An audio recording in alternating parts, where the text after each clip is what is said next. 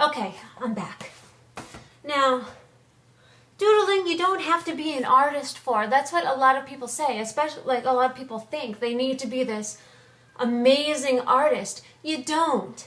I mean, yes, I am an artist, but like you really don't to do some of these things. You know, I'm gonna show you something that I did while camping, and it's just pencil. That's all. And really, all it is shapes and lines. But people look like, I don't think it's all that amazing. It's just something I did. And you can see it's just trees and a couple of bushes and whatnot. And it's just in pencil. Like the key to doodling is to not think about it. This is something fun I really like to do. And I just trace the outlines of my hands, in different positions, and then color them in with, some sort of, just different colors, color them in. I think there's another one. Well, here's another one. My friend Allison and I call this headache art. If you stare at it too long, you'll give yourself a headache. It's one line starting up here in the corner, and I just drew sharp turns to make sort of triangular, and then it finishes right here. And that's all that is. Just lines and color, coloring in the lines. It's another one with the hands. The hands are so much fun because they you can do the same thing, but you color them differently and they look different. Another set of hand stuff. I don't know how much time I'm going to have. Alright, the real doodles I want to show you are stuff like this. Can't really see, but it's just different textures, and I actually learned about, like, here's another one, stuff like this on Craftster. And on Craftster they have an artist site, whatever.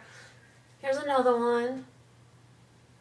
And I don't work on these and finish them in a day. Like, I'll pick it up and work on one section for part of the day, then pick up another, work another section. And here's one. I really like this one. This one came out cool. You hold it at all different kinds of angles, and it looks different at different angles. You notice different things. And, I mean, if you just focus, say, this section, right here, this section here. It's just circles, and you color in the circles. That's all. This is one that I did start, but I didn't quite like how it is. But the way you just start is you just draw some squiggly lines, and then you fill in section by section. That's all. That's all you do. This is the one I'm currently working on. It's partially done. And you can see right here, it's more intricate with more texture. And then you go down here, and over here it kind of gives your eyes a break, where it's not as, this is my little alien monster peeking out right there. And then over here, sort of gives your eyes a break from what you're looking at.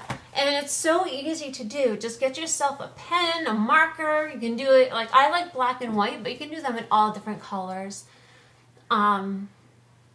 So, like, just simple things to keep yourself busy, your mind busy, and make yourself feel better about yourself, because it's so easy to fall into a depression and feel really secluded and lonely.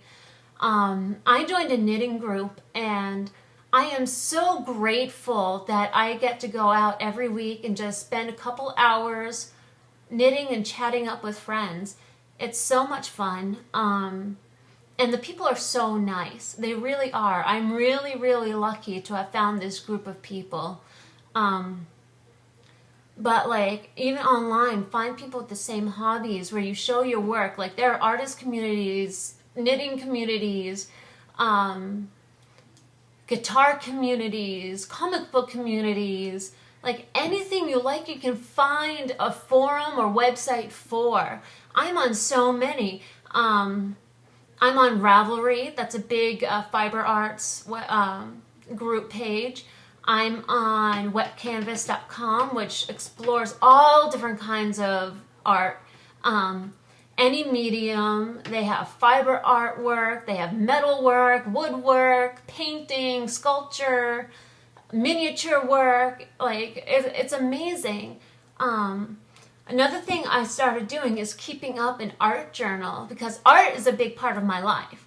So I keep up an art journal, and it's like it gives me something to do, and the knitting community keeps me accountable to, like, I can't just drop a project. I have to keep working on it because I want to show them how far, like, I've gotten, and I love showing them, like the finished objects and stuff. It just feels good inside. So I really, really encourage all of you, whether you have a chronic illness or not, like, find yourself a hobby that you really, really love and talk to people about it, because I know not everybody is interested. That's something I've learned. I've had to learn having Asperger's. I tend to talk too much about my own interests, and I kind of babbled on with my own artwork here, but this is my YouTube channel, and I could say whatever I want, show whatever I want. If you don't like it, don't watch. That's what's great about YouTube. I'm a little hyper. I'm sorry. But yeah, you just, if you're not sure where to go, just think of the things you really like, not something you like to do necessarily, just things you like. It can be like kite making or, bubblegum wrapper chains. I don't know how many of you remember doing those like at camp or something, but it could be anything you want. And if you enjoy it, be like, oh, maybe I can make one or something. Puzzles are another good one. Unfortunately, I have a cat, and she likes to run away with pieces. But, so yeah, it helps you also to think more positively, and positivity is the strongest thing you can do for yourself. You just gotta, try to stay positive. I know it's hard. I do. I have a very hard time staying positive when I'm in a lot of pain, when I'm really tired, when I'm out of breath, where I'm crying in agony. But, I'll have days where it's not so bad. Like right now, it's not so bad. Knock on wood. And, I'm excited to do the things that I do, and I actually find problems with not having enough time in the day to do all of them.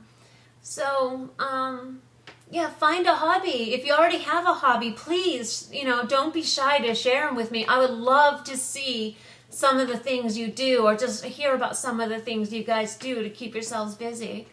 And with that, I'm off. Bye.